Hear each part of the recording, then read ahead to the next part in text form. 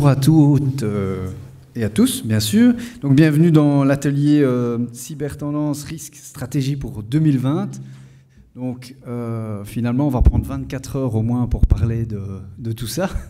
Et non, nous n'avons que 50 minutes, puisqu'il reste quand même 10 minutes de questions pour vous, n'est-ce pas?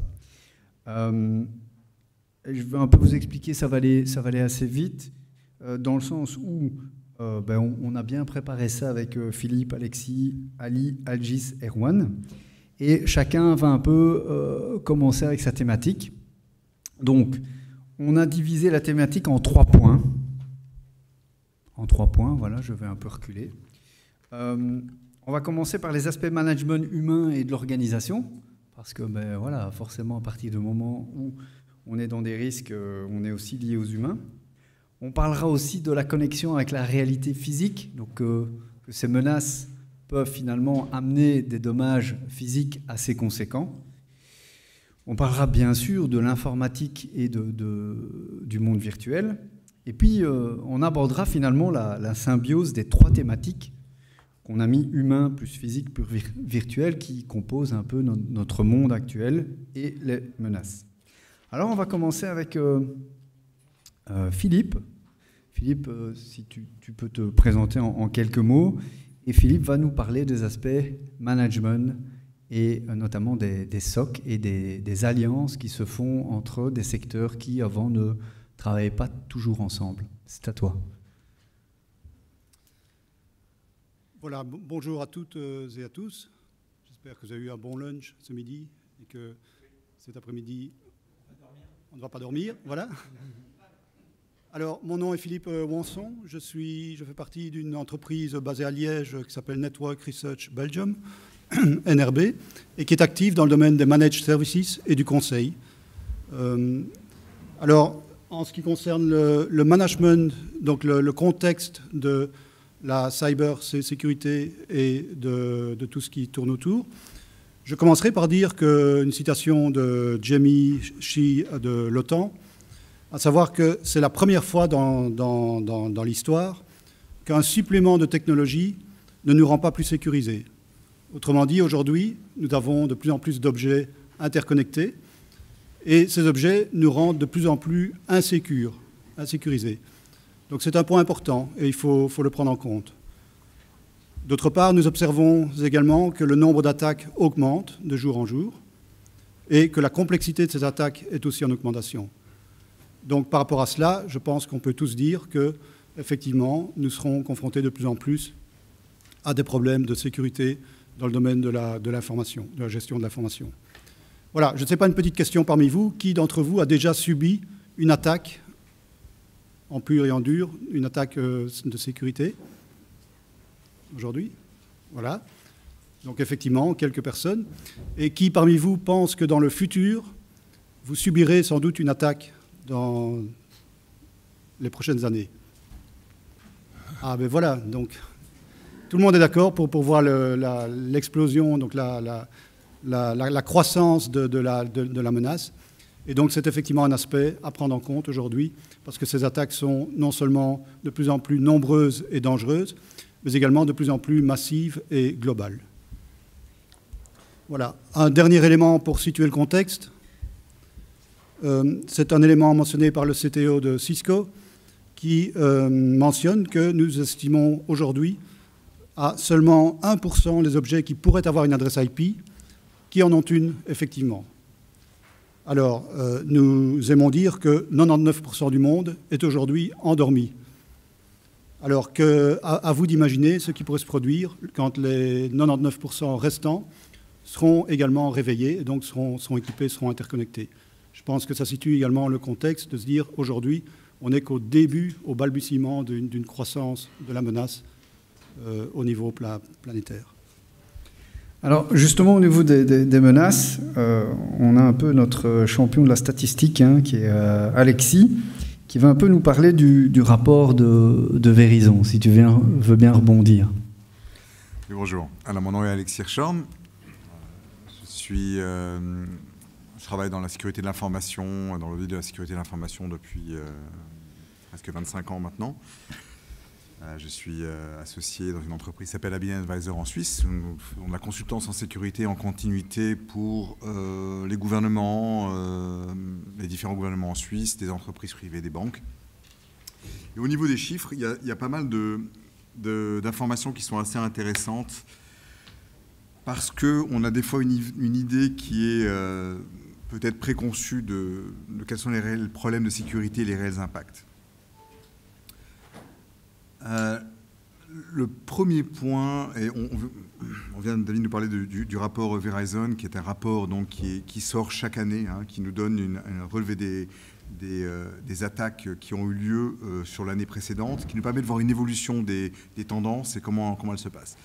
Et la première chose en dehors de tous ces chiffres que je tiendrais à quand même rappeler, c'est que quand on fait la continuité de la sécurité, on pense toujours en termes de risque et en termes d'impact.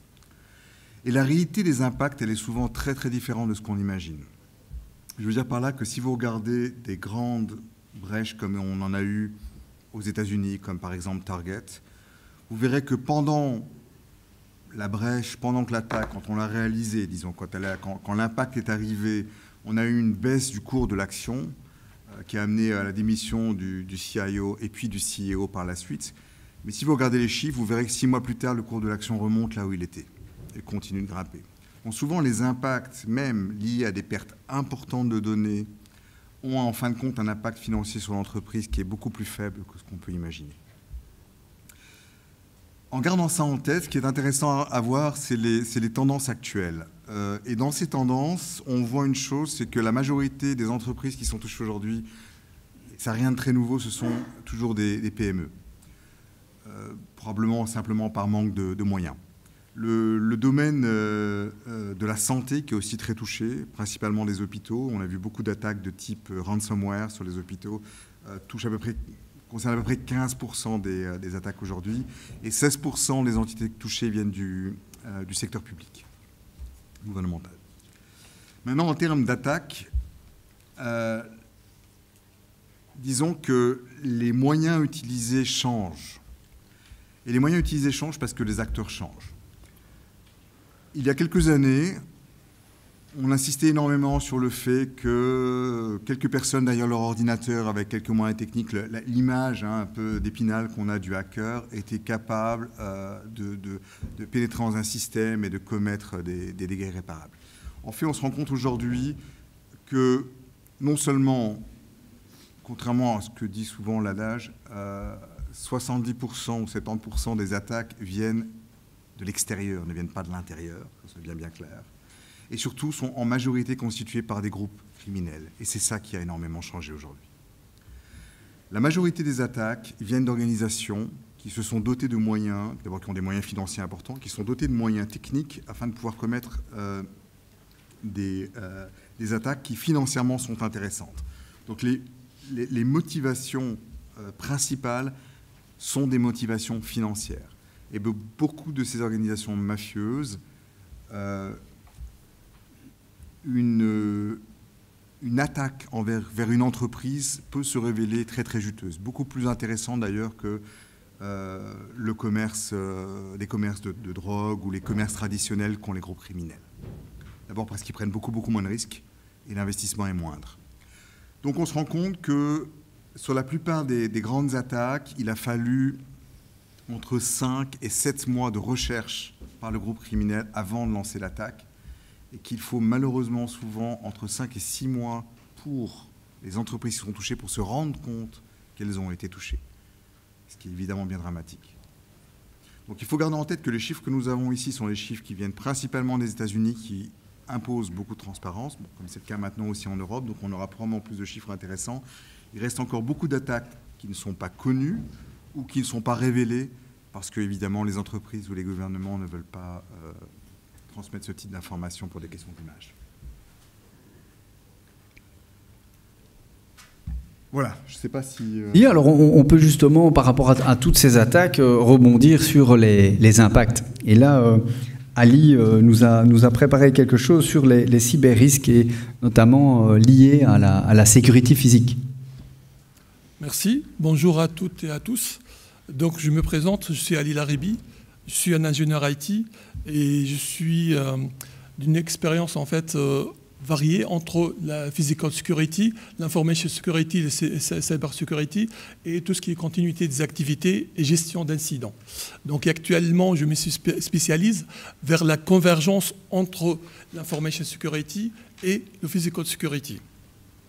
Donc, du point de vue cybermenace, actuellement, la sécurité physique est une composante essentielle pour la sécurité de l'information, si on parle de la DSIT, disponibilité, intégrité, confidentialité et traçabilité, mais aussi, c'est une composante essentielle aussi pour la sécurité des biens et la sécurité des personnes.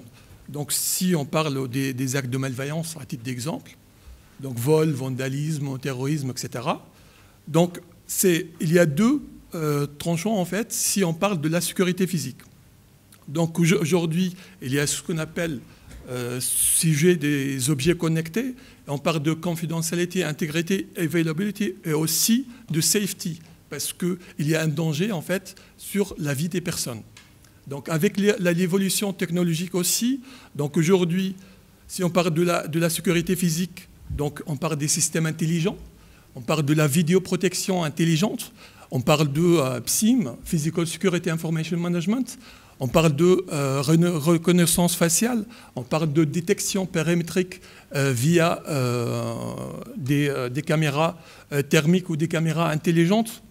Donc aussi, on parle de la virtualisation au niveau de la vidéosurveillance, on parle de l'enregistrement ou le stockage vidéo dans le cloud.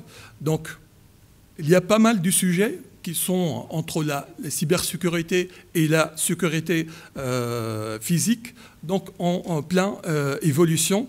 Et toujours, donc, comme il y a évolution en termes de évolution technologique, entre autres, il y a aussi des menaces qui sont nouvelles et des vulnérabilités aussi qui sont nouvelles. Donc, pour aller plus loin, donc, je vais parler de PPS, Physical Protection System, qui englobe à la fois la technologie, l'humain et les procédures. Donc, et il y a pas mal, en fait, des menaces et des vulnérabilités si on parle de, par exemple, l'humain.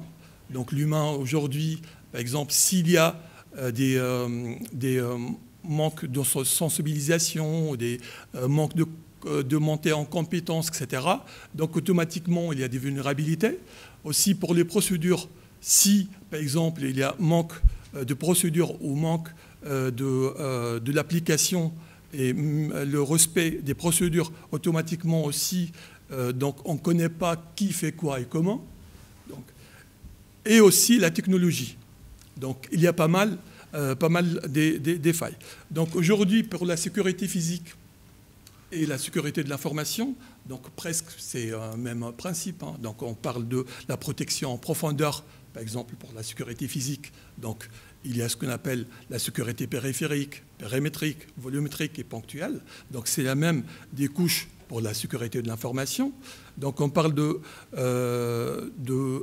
principales fonctions de la sécurité physique. On parle de les trois fonctions principales: détection, retardement et réponse. Donc c'est pareil pour la sécurité de l'information. Donc il y a pas mal en fait des sujets qui ont relation entre les deux.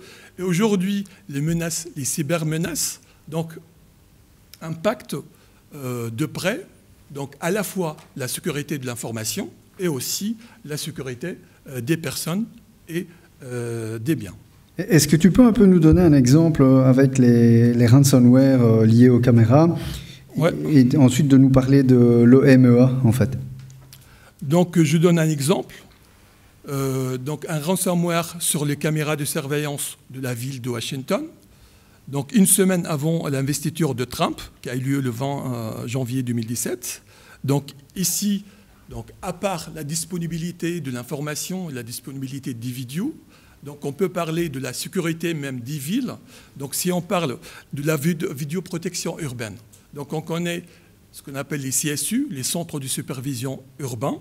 Donc il y a un impact en fait sur la malveillance. Donc s'il y en a par exemple un acte de malveillance, donc Et on connaît l'importance, par exemple, des CSU, en termes de coordination, en termes de commandement, etc., surtout avec les forces spéciales, avec les polices, avec les pompiers, etc., avec les cellules de crise, en cas des plans d'urgence, déclenchement des plans d'urgence, etc.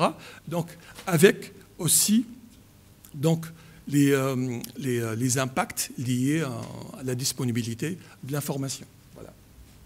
Oui, merci beaucoup.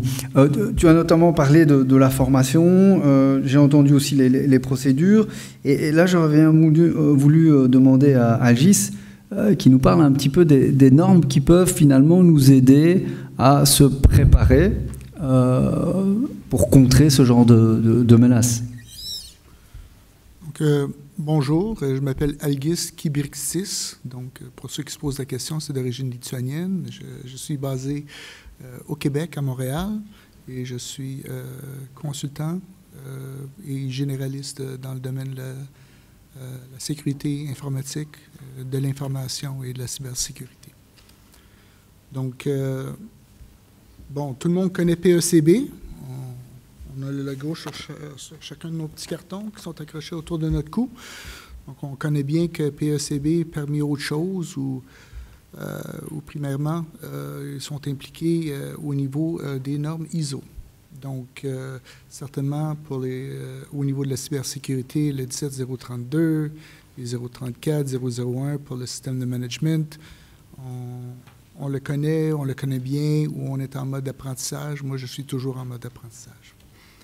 Mais voilà, donc on a une norme ISO, généralement, habituellement, ça vient des initiatives individuelles, souvent gouvernementales, parfois marché. La norme ISO 27001 et son copain 27002, qui est les contrôles, ont les humbles origines de l'Angleterre, du Royaume-Uni, ou de plus ou moins unis ces jours-ci. Mais et voilà, donc du British Standards Institute qui avait leur propre norme, et ça grandit en consensus avec les gens qui étaient intéressés, et ils se réunissent. Il y a les gros débats, des projets d'unification ou de standardisation peuvent être parfois très intéressants au niveau des débats d'experts qui doivent être faits pour finalement aboutir avec quelque chose sur lequel on rejoint consensus. Tout le monde doit être plus ou moins d'accord, ou quelqu'un doit gagner le débat, et au bout de la ligne, on introduit ces informations-là dans les normes. Et c'est un bel exercice, c'est quelque chose qui aide à unifier les efforts et tout ça. Mais il y en a d'autres. Donc, à part des initiatives qui sont faites par des organisations mondiales, comme ISO, il y en a d'autres qui sont effectuées au niveau légal, puis on connaît très bien ce qui se passe maintenant au niveau du respect de la vie privée ici en Europe. Il y a aussi les cadres réglementaires qui sont en place. Et peut-être un bon exemple, c'est celui du PCI, donc au niveau de comment doivent être traités les numéros de carte de crédit. Et aussi, il y a les autres initiatives sur lesquelles je toucherai dans une seconde, donc celles qui sont sectorielles. Et chacune de ces initiatives-là pousse les autres à améliorer leur sort et à prendre un pas de recul et de regarder, voir si on couvre l'entièreté de ce qu'on devrait couvrir. Et ce qui se passe dans le domaine sectoriel est très intéressant ces jours-ci. En Amérique du Nord, donc je viens du Québec, du Canada, ça fait longtemps qu'on voit ce qui est des initiatives qui sont effectuées par le Big Four dans le domaine financier, comptabilité. Donc les Ernst & Young et les Deloitte. Et j'oublierai pas les autres, les KPMG et le PricewaterhouseCoopers. Pour ceux qui seraient ici, qui viennent d'une de ces quatre-là, je ne veux pas vous oublier. Eux autres, ils ont un cadre et ils ont des normes. Aussi pour faire des audits au niveau de la sécurité de l'information, qui est orienté un peu différemment. Les autres sont très évolutifs. Ce qui a commencé les humbles débuts avec le SAS 70, maintenant on est rendu dans le ISAE 3402. Donc les normes dans lesquelles les audits doivent être effectués. Donc, je dirais peut-être sur la dimension X. Ensuite, sur la dimension Y, on a les capacités de pouvoir démontrer notre niveau de conformité. Ça, c'est avec des rapports de type, comme on appelle les SOC 1, SOC 2, SOC 3, donc qui ressemblent énormément à ce qui se passe avec comment on effectue un audit ISO 27001 ou d'autres audits qui sont sur des systèmes de management. Montrez, dites ce que vous faites, donc avec votre documentation, qui équivaut au SOC 1, ou un snapshot, une photo dans le temps. Et ensuite, le SOC 2, faites ce que vous dites et démontrez-nous pendant une période de temps que vous rencontrez les objectifs qui sont décrits dans la documentation. Ensuite, bien là, SOC 3, c'est peut-être un peu plus réduit et c'est de la documentation qui est communiquée ouvertement à leur clientèle. Donc, ce qui est intéressant avec ce cadre-là qui est effectué par le Big Four et leurs copains dans le domaine d'audit financier, c'est que ça a évolué au-delà d'une vérification de contrôle. Et maintenant, c'est rendu avec la méthode AT101 qu'ils prennent un pas de recul ou 2 pas de recul, ils effectuent des tests de vraisemblance.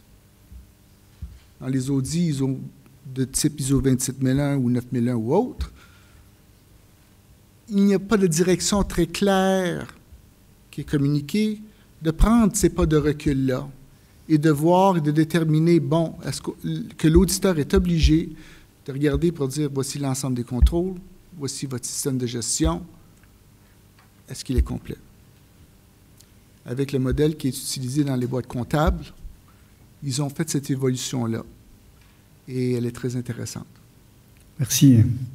Là, je voudrais qu'on retourne, avant d'aller à 2020, donc ça va bientôt être ton tour, je voudrais qu'on retourne avec Philippe dans ce qu'il a appelé la trip helix, justement sur c'est un phénomène qui est peut-être un peu nouveau chez nous, mais qui existait déjà sûrement dans les pays anglo-saxons. Oui.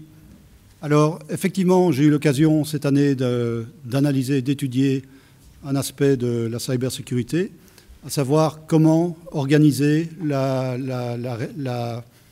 réaction, je dirais, par rapport à la menace qui est croissante. Alors, on a parlé d'initiatives sectorielles ici. Algis a mentionné, oui, il existe des initiatives sectorielles importantes qui génèrent des solutions. Ici, je me suis penché sur un autre aspect des choses qui touche à justement l'initiative intersectorielle et internationale. L'objectif étant de réunir les 3 composantes principales que sont le public, donc les gouvernements, les États, le privé, qui sont l'industrie et la production d'outils et de méthodologies, et l'académique, qui est en général la source de la recherche et de la création de nouvelles méthodologies. Et donc c'est par une association de ces 3 secteurs, public, gouvernement, privé, donc industrie, et académique pour la recherche, que l'on va pouvoir réellement anticiper et dépasser, je dirais, enfin espérer dépasser la menace et donc les attaques en matière de maturité sur le marché pour contrer ces menaces.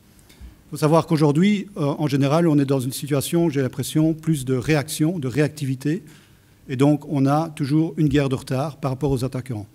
Les attaquants, aujourd'hui, ne sont plus des étudiants dans leur garage ou dans le sous-sol de la maison qui passent un peu de leur temps libre pour lancer des attaques.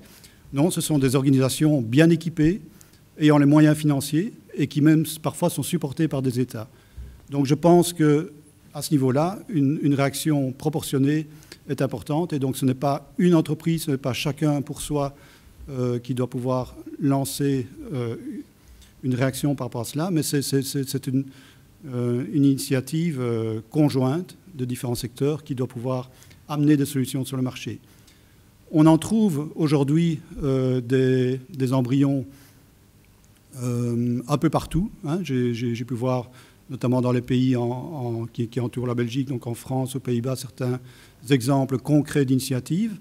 Ici en Belgique, nous avons une organisation également qui s'appelle la Cyber Security Coalition Alliance, qui certes touche principalement aujourd'hui au niveau de la sensibilisation et la compréhension des enjeux, mais qui agit dans ce sens-là. Donc la Cyber Security Coalition Alliance est formée de plus d'une cinquantaine d'acteurs qui proviennent de 3 secteurs, donc du gouvernement en réunissant des entités telles que la défense, telles que le Cyber Sécurité Belgique, mais aussi des entreprises privées. Et donc NRB, nous y sommes présents via ETIAS, notre pouvoir contrôleur, et également via le secteur académique, donc différentes universités en font partie. Alors l'intérêt, c'est que les différents acteurs se réunissent, discutent, se mettent d'accord sur des plans et des solutions qui permettent d'aller plus loin que chacun pour soi, chacun dans son domaine, selon ses objectifs. Donc voilà, je pense que c'est un élément qui a son intérêt dans le domaine de ce que l'on appelle la triple hélice, qui en fait est une perspective, une approche qui n'est pas récente, qui n'est pas nouvelle, et qui a déjà été étudiée, qui a démarré dans les années 2000 par deux universitaires, un hollandais, je pense, et un anglais, qui se sont réunis pour mettre au point cette approche dans un secteur particulier. Je pense que dans le domaine de la cybersécurité, c'est tout à fait approprié. Et on retrouve ici et là des associations entre universités, entreprises et le gouvernement qui finalement, lui, est le client final de ces solutions, donc notamment le Centre Cybersécurité Belgique et la Défense sont aussi typiquement les entités qui vont pouvoir bénéficier de cette alliance Triple Helix.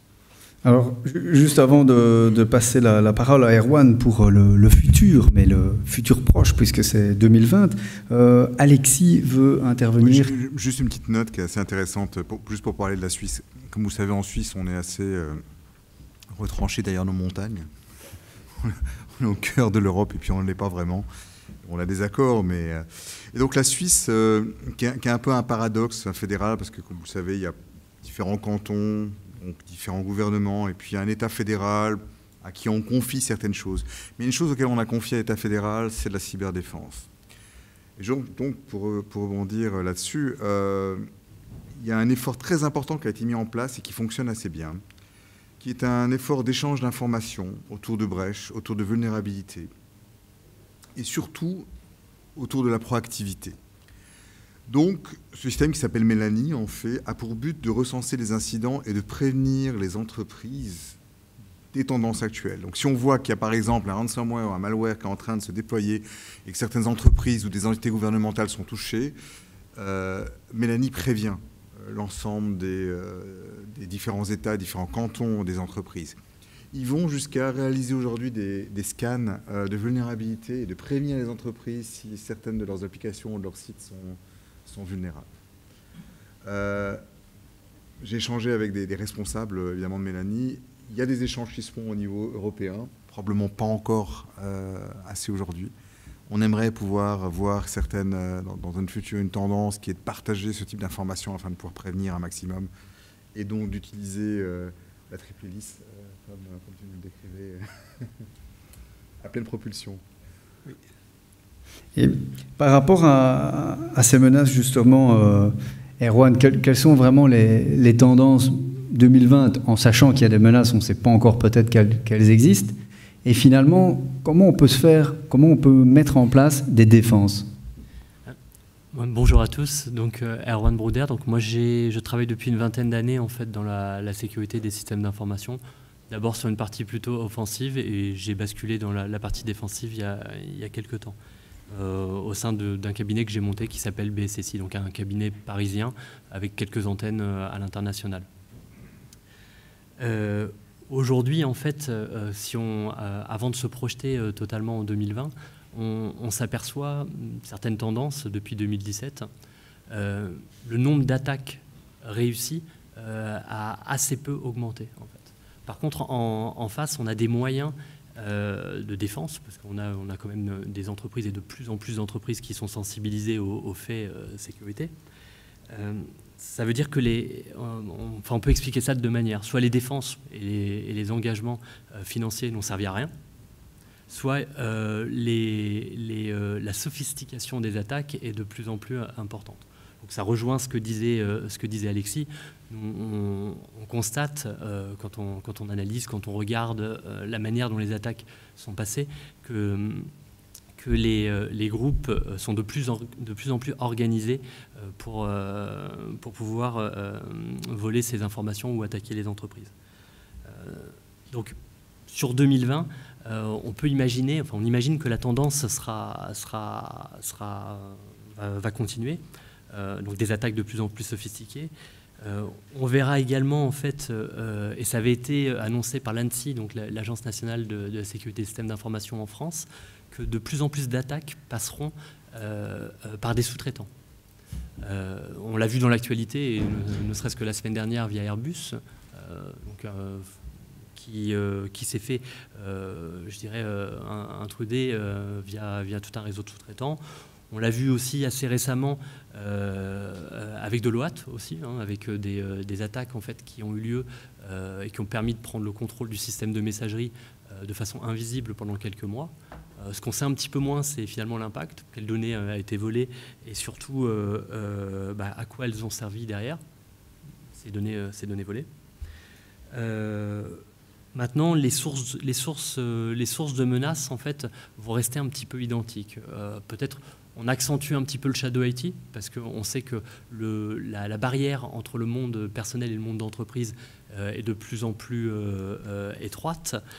Mais on gardera quand même des systèmes vulnérables, des vulnérabilités qui sont soit non patchées, mais des vulnérabilités plutôt connues, ou des vulnérabilités qui ne sont pas connues. On va continuer du coup sur cette partie-là. Donc la NSA, et avec tous les outils en fait, qui ont été divulgués autour de la NSA, on s'aperçoit que ça alimente beaucoup en fait, le marché de la criminalité. Ces attaques sophistiquées en fait, sont vendues maintenant dans les méandres d'Internet. Certains ont parlé de dark web ou de choses comme ça, mais en tout cas, ils sont revendus comme des services d'attaque un petit peu à la demande, donc du hack as a service. Ce qui fait qu'on n'a plus ce jeune étudiant qui va attaquer les services du Premier ministre parce que dans son garage, il aura inventé quelque chose. On va avoir en fait des attaques où il aura juste à mettre son numéro de carte bleue pour attaquer une cible. Et ensuite, l'erreur humaine. L'erreur humaine, on parlait de statistiques tout à l'heure. Voilà, en 2019, on sait que 10 entreprises, sur 10 entreprises, il y en a 8 qui subiront une cyberattaque. Et sur ces cyberattaques, on sait que 50% viendront du phishing. Alors, ça va commencer comme ça. Et ça, c'est une tendance qui va continuer parce qu'elle est très lucrative, parce qu'on prend très peu de risques et finalement, on peut faire du volume assez rapidement. En termes de sensibilisation, on peut faire des choses. On peut faire des campagnes de sensibilisation pour essayer de montrer aux personnes d'être plutôt vigilants. Mais on a toujours le maillon faible d'une chaîne, des gens qui vont, soit parce qu'à un moment donné, sont un peu fatigués, ne vont pas faire attention, vont permettre à un attaquant de rentrer. J'ai une petite anecdote dans une de ces campagnes qui est assez drôle, mais on a attaqué une entreprise comme ça en essayant de trouver des numéros des adresses mail sur Internet. Cette entreprise, on a trouvé à peu près une 50aine d'adresses mail. Donc on a envoyé et on a fait cette campagne sur ces personnes-là. Et on a eu des réponses en fait, de personnes qui nous ont dit c'est pas normal, parce que c'était un faux mail de CE, c'est pas normal, j'ai pas reçu le mail du CE. Donc la personne nous demandait le mail de phishing. Bon, ça c'était assez drôle. Ou alors des gens qui se sont plaints parce qu'il y avait des fautes d'orthographe dans le mail. On avait fait un truc bien, mais bon. Ensuite, ce qui est important de noter, c'est que les mesures de sécurité, en fait, autour de ça, elles sont relativement simples, quand même. C'est-à-dire que c'est de la sensibilisation, mais on atteindra peut-être 80% des personnes, 90% des personnes, et ensuite des mesures techniques de double contrôle.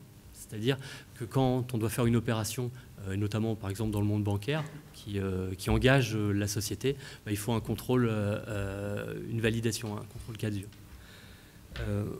Ensuite, évidemment, la sauvegarde. On parle des crypto-lockers, on parle de tout un tas de choses comme ça. Les autorités vous diront qu'il ne faut jamais payer parce que vous n'êtes pas sûr de récupérer votre donnée. Enfin, donc, si vous aviez une sauvegarde, c'est quand même beaucoup plus simple. Maintenant, bon, le monde est compliqué. C'est vrai que si vous êtes fait crypto-loquer toute une partie de vos données, la tentation est quand même assez forte de pouvoir d'essayer de la récupérer. Donc là, on a vu des services criminels qui se sont interposés en fait en tant que tiers de confiance en disant nous, on vous demande 100 $ pour déchiffrer vos données. Bon, ne transigez pas, ne traitez pas plutôt avec les criminels. Nous, pour 200 $, on vous décrypte vos données. Bon, on s'est aperçu que derrière, en fait, ce qui se passait, c'est qu'eux payaient les criminels, en fait. Ils faisaient un petit bénéfice au passage. Donc ça, c'était aussi assez drôle, mais il y a eu pas mal de plateformes qui ont commencé à faire ça. Évidemment, la mise à jour des systèmes, donc ça va nous protéger contre des attaques connues, mais pas contre des attaques inconnues. Et ensuite, la dernière mesure, mais qui est peut-être la plus complexe à mettre en place pour des PME, c'est l'analyse comportementale. Comment est-ce que notre système fonctionne dans un état normal, ce qui permet de détecter les anomalies ou les comportements anormaux. Mais c'est quelque chose de complexe à mettre en place. Et là, ce sont des SOC avec certains scénarios qui vont permettre de les détecter. Alors après, on peut se projeter sur le système d'information un petit peu finalement de demain. Est-ce que ce ne serait pas un système d'information plutôt fermé, là, un petit peu en contradiction d'Internet, mais est-ce que finalement c'est pas ce que nous sommes en train de vivre avec des Microsoft qui font leur écosystème cloud et qui pourraient être autonomes d'une certaine manière, ou un Google qui pourrait faire la même chose, ou un AWS? Il faut se poser aussi ces questions-là en termes de souveraineté. Est-ce que c'est pas une solution? La Chine, finalement, c'est ce qu'elle fait aussi. Et en termes d'attaque, d'essayer d'anticiper un petit peu ce qui pourrait arriver. La multiplication des objets connectés devient évidemment une source d'attaque dans tous les domaines d'activité. Si vous prenez le BIM management, d'une certaine manière, je ne sais pas si vous connaissez, c'est tout ce qui va permettre de gérer de l'obsolescence programmée dans un immeuble.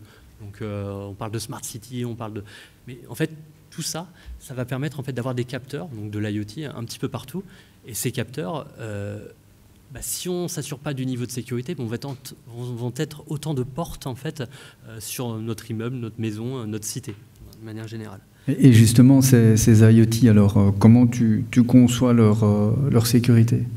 Alors aujourd'hui, on a un gros problème en fait sur ces composants, c'est que on en a besoin d'énormément en fait pour pouvoir, et notamment sur des sondes, pour pouvoir collecter de l'information. Et dans le cycle de vie, dans le cycle de développement en fait de ces outils, la sécurité a rarement été intégrée. Donc on arrive, nous experts sécurité, un petit peu à la fin. Donc on est en train de recalibrer un certain nombre de choses et les États s'organisent. En Angleterre, vous voyez, par exemple, on n'a pas le droit en fait d'utiliser ce type d'équipement sans qu'il y ait une validation en fait du niveau de sécurité. En France, on ne l'a pas encore lancé, mais ça va évidemment venir.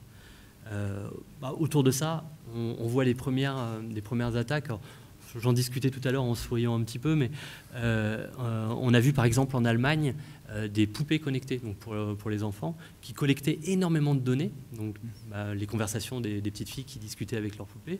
Tout ça s'était envoyé dans un cloud, c'était traité pour pouvoir répondre. L'idée c'était quand même qu'il y ait une espèce d'intelligence artificielle, enfin de learning, de machine learning pour pouvoir répondre aux petites filles. Bon, par derrière, les données étaient traitées, comme ça on savait ce que les petites filles aimaient bien, on savait quoi leur proposer, quelle publicité leur proposer. Et cette plateforme s'est fait intruder. Donc toute cette donnée a été divulguée sur Internet. Donc Madame Merkel a un peu réagi en prenant le micro et en disant qu'il fallait que les pères de famille prennent leurs responsabilités. c'est ce qu'ils ont fait. Ils ont arraché en fait les têtes des poupées, et on a vu en fait tout un tas de médecins, enfin de psychologues qui ont vu des petites filles arriver, qui étaient traumatisées par ces gestes-là. Mais c'est une petite anecdote un peu rigolote, mais on voit que l'IoT, en fait, quand la cybersécurité et la sécurité de la donnée qu'elle va collecter n'est pas fiable, on a des impacts importants, et voilà, c'était sur des petites filles allemandes. Et justement, quel est l'impact? Et là, je reprends un peu le panel, hein, donc celui qui a envie de prendre la parole maintenant le fait. Quels sont finalement les impacts de menaces et les risques sur nos modes de vie, finalement? Qui c'est qui veut intervenir pour cela? Ouais, moi, je peux intervenir sur cette partie. C'est vrai que à partir du moment où on va collecter de la donnée, la traiter et orienter certains produits, un marketing un petit peu ciblé, ça peut être gênant en fait. C'est-à-dire qu'on nous enlève un petit peu notre libre arbitre. Et alors, par rapport à différents... Donc, il faut savoir qu'on a quand même pas mal échangé par email et ainsi de suite. Alors, on parle toujours de technologie quantique, d'intelligence artificielle, d'Internet des objets. Là, on en a un petit peu parlé, mais finalement, est-ce que cette technologie, c'est pas du fantasme ou ça existe vraiment? Donc, tout ce qui est technologie quantique, intelligence artificielle, parce qu'on parle souvent d'intelligence artificielle, mais j'en ai discuté tout à l'heure, on utilise encore des algos qui existent depuis 40 ans, et alors on vous vend ça comme la panacée, mais on en est où là? Qui peut intervenir? Philippe? Oui, justement, donc tout évolue, effectivement. Quand on parle de technologie quantum ou quantique, effectivement, le mode de vie d'aujourd'hui qui est resté basé sur, par exemple, pour les accès, sur l'utilisation de codes utilisateurs et de mots de passe, est amené à disparaître incessamment sous peu. Les technologies quantum permettront de traiter à une telle vitesse les systèmes de décryptage de mots de passe que aucun mot de passe, même complexe, ne sera suffisant pour protéger les accès. Donc, il faudra passer à autre chose. Autre chose, c'est quoi? C'est du biométrique, c'est d'autres éléments qu'on va mettre en place qui permettront également de reconnaître des personnes à travers l'utilisation, notamment d'intelligence artificielle, pour ces méthodes biométriques aussi. Alors, on a vu qu'au niveau des méthodes biométriques, les Belges avaient fait un malheur, notamment avec... je pense que c'est des empreintes, hein, donc en fait le téléphone prend une partie de l'empreinte, pas tout, et puis on a réussi à se faire des bases de données de pouces. Comment on fait? Oui, ça c'est malheureux, effectivement. Et c'est là que tout cela nous ramène à un sujet également qui nous occupe pendant ces 2 jours, c'est la gestion du risque.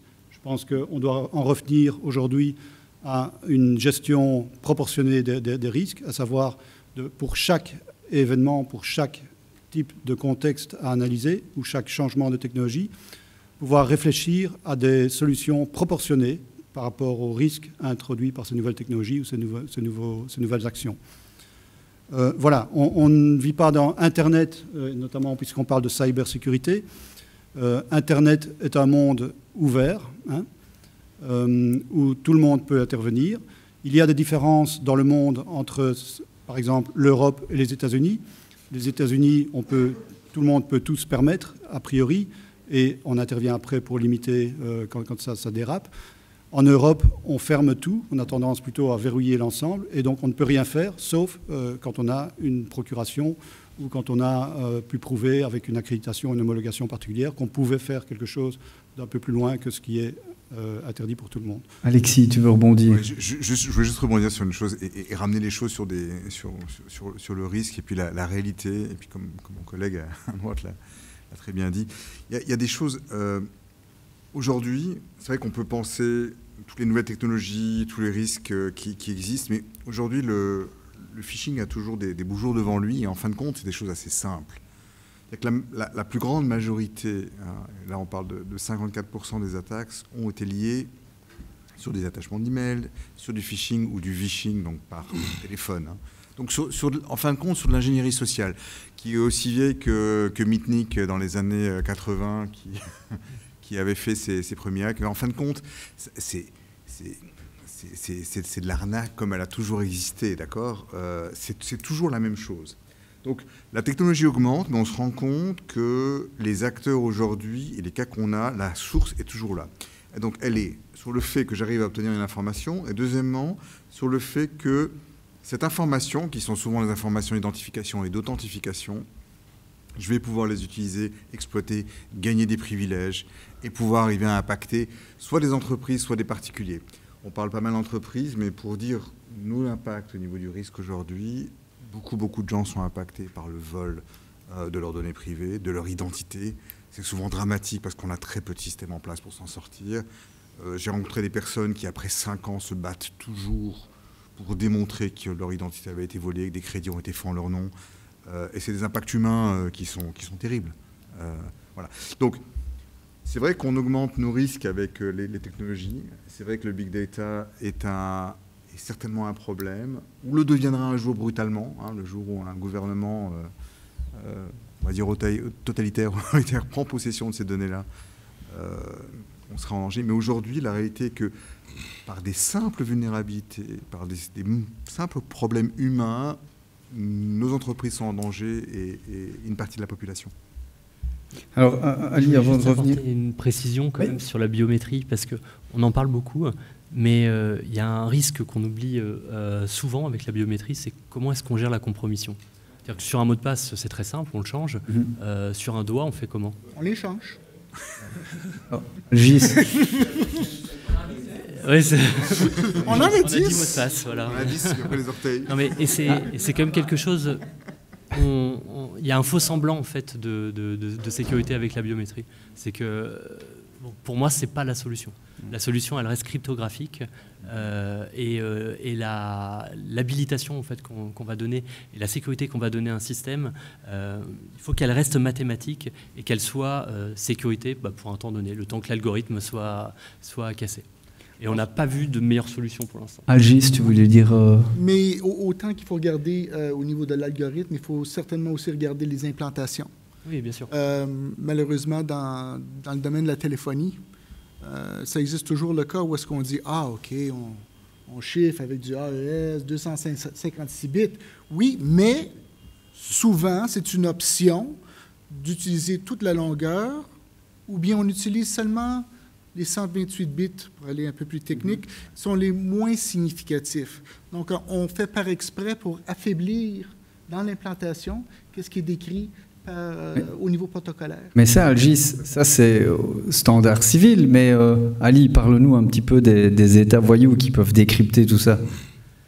Juste avant, sur le sujet de contrôle d'accès biométrique, donc il y a eu une attaque le 14/8/2019 qui a attaqué en fait 27,8 millions de données par le leader mondial en EMEA de contrôle d'accès, c'est Suprema.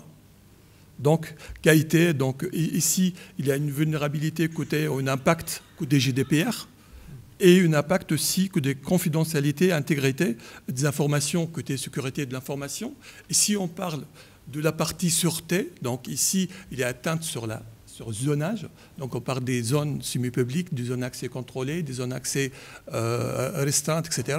Si on prend l'exemple d'un data center, aujourd'hui, si on n'a pas donc, des habilitations d'accès ou des atteintes aux habilitations des accès, donc il y a un impact sur donc, la partie sûreté et la sécurité de l'information en même temps. Donc, si j'ai un peu de temps, je vais donner... En fait, on doit passer aux questions-réponses. Hein, comme donc ça, la définition classique du cyberguerre consiste à l'utilisation d'ordinateurs et d'Internet pour mener une guerre dans le cyberespace. Donc il y a pas mal en fait types d'attaques. Donc il y a l'espionnage politique, il y a l'espionnage industriel, il y a aussi l'arrêt et le sabotage des équipements, il y a l'attaque d'infra sensibles. Donc, je vous cite un exemple sur la sécurité physique. Après, on passe aux questions, Ali. Hein, donc, oui, vas-y, oui. l'exemple. Donc, rapidement, donc, il y a un exemple sur les caméras. Donc, aux États-Unis, donc, il y a une loi d'interdiction de l'achat des caméras de surveillance. Ce sont 2 leaders mondiaux selon l'ASMAG, le ranking 50 des équipements de sécurité. Donc 2 équipements ou 2 solutions chinoises, donc Dahua et Hikvision. Et ça se concrétise en fait, le fait des espionnages pour les sites, quels que soient sensibles, les bureaux fédéraux, etc.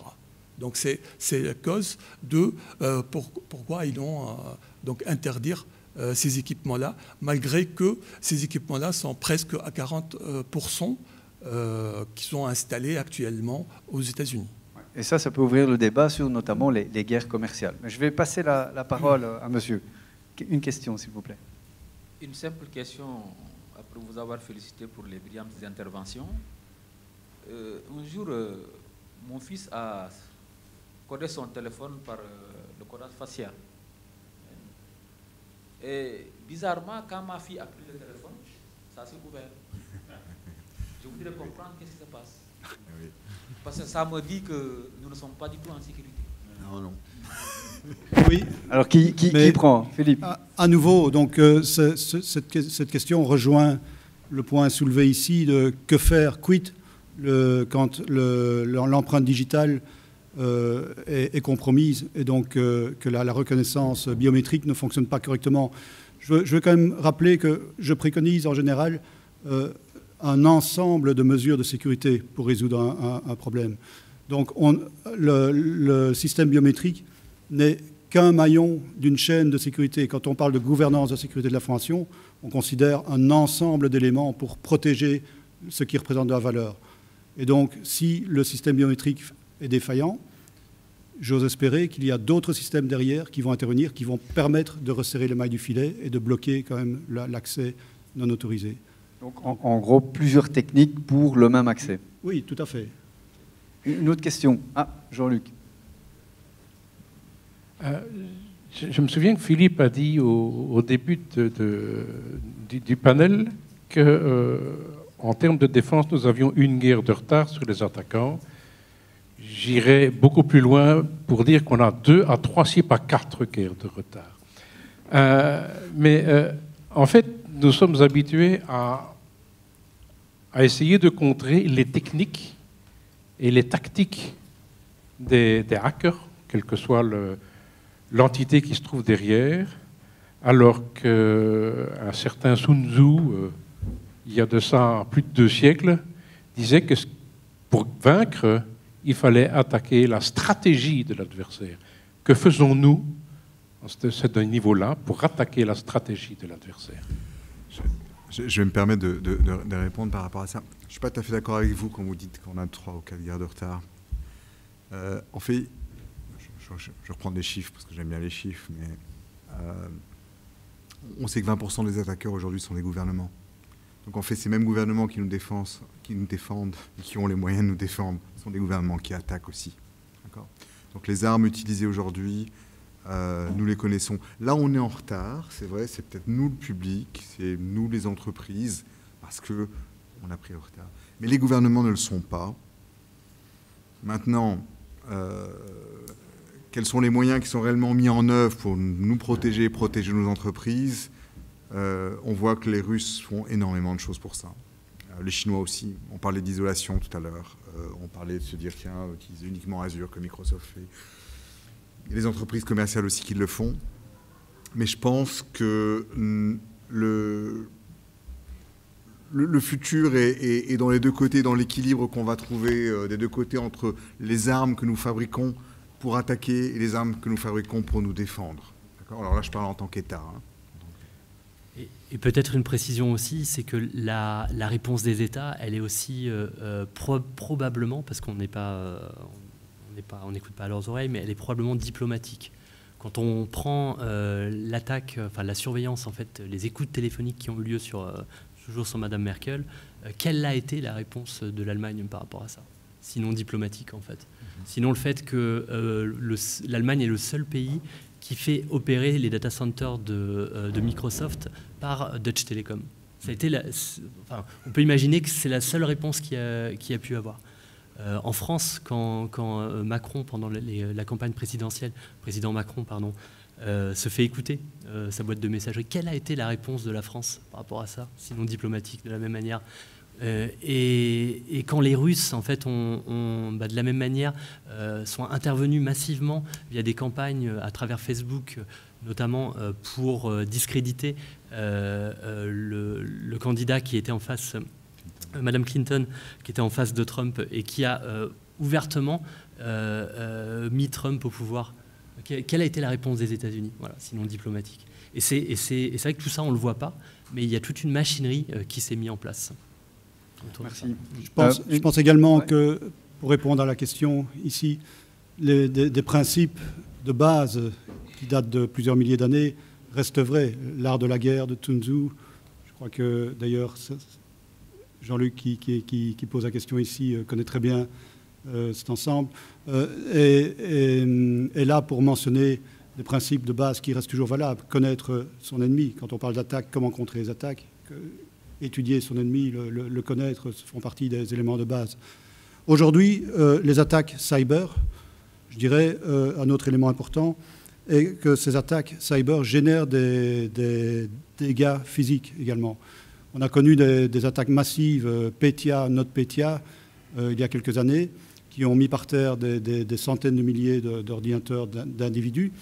On a vu aussi des attaques de type Stuxnet qui ont ciblé des centrales nucléaires en Iran. La riposte a eu lieu, malheureusement, et certaines centrales aux Pays-Bas, notamment, ont été impactées par la suite. Donc, on ne peut malheureusement pas tout faire en termes de contre-mesures. Lancer des attaques aujourd'hui ou des offensives sur Internet peuvent générer des dégâts collatéraux importants. Et donc, à ce niveau-là, aujourd'hui, on n'est quand même pas mature suffisamment que pour pouvoir lancer ce type de riposte. Alors on va prendre une dernière question ici avec monsieur. Ok, merci. Ma question s'adresse plus à Ewa, puisqu'il a dit qu'il était de l'autre côté de la défense, et plutôt de l'attaque, chapeau noir, et il est aujourd'hui chapeau blanc. Voilà, j'allais dire ceci, puisque les attaques continuent à nous surprendre, à avoir un taux plus élevé par rapport aux défenses, est-ce avec la technique des honeypots, le système de pot de miel, c'est une technique aussi de protection. Donc, le défenseur donne comme s'il ouvre la porte à l'attaquant, de venir vers moi et je le prends. Est-ce avec cette technique, vous, le défenseur, vous ne pouvez pas développer de plus en plus cette technique pour permettre à ce que d'anticiper les attaques à venir, comme on l'a dit tantôt, les menaces qui sont projetées à 2020? C'est évidemment une solution, mais ça ne résout pas le problème, en fait. Le problème, aujourd'hui, c'est qu'on est dans une ère où on assiste à la mort du génie logiciel. C'est-à-dire qu'on donne des primes à des développeurs de génie pour trouver des failles de sécurité, et on ne donne plus, je dirais, de perspective à ces développeurs-là de développer des outils sécurisés. Vous voyez ce que je veux dire? C'est-à-dire qu'en fait, le système en fait, de primes aux bugs fait qu'on a des bugs en permanence et de plus en plus nombreux, en fait. Et on n'a plus assez de personnes pour corriger. Donc oui, les nouvelles attaques qu'on pourrait détecter avec un honeypot, ça peut être intéressant, mais le problème, c'est pas ça, c'est qu'on n'a plus personne, on n'a pas assez de personnes formées pour sécuriser de manière efficace le code. C'est aussi parce qu'on a le business qui met une pression sur le développement commercial et qu'on n'a pas le temps de faire les choses convenablement. Et bien sûr, on pourrait développer de façon propre. Bien sûr, mais quand un développeur, on lui donne une prime de 20 000 $, 30 000 $ pour un bug basique, il ne s'embête pas à développer quelque chose. C'est motivant. Voilà, c'est motivant. Quand vous voyez, en fait, je prends l'Inde parce que du coup, j'avais regardé un petit peu cette partie-là, mais des gens qui sont au niveau mathématique, au niveau développement, des gens qui sont très bien formés et plutôt compétents, le Graal, c'est de trouver un bug pour Google. C'est pas de développer un nouveau Facebook. Vous voyez ce que je veux dire? Et ça, c'est un drame. Mais, merci beaucoup. Alors, on va clôturer, puisque là, les chocolats arrivent, et je ne voudrais pas qu'on ait un risque de fonte des chocolats. Donc, merci en tout cas à tous les 5. Ravi de vous avoir rencontrés, puis on va quand même faire la fête ce soir et aussi boire un café là maintenant. Donc je vais laisser madame vous offrir ces bonnes pralines de chez nous.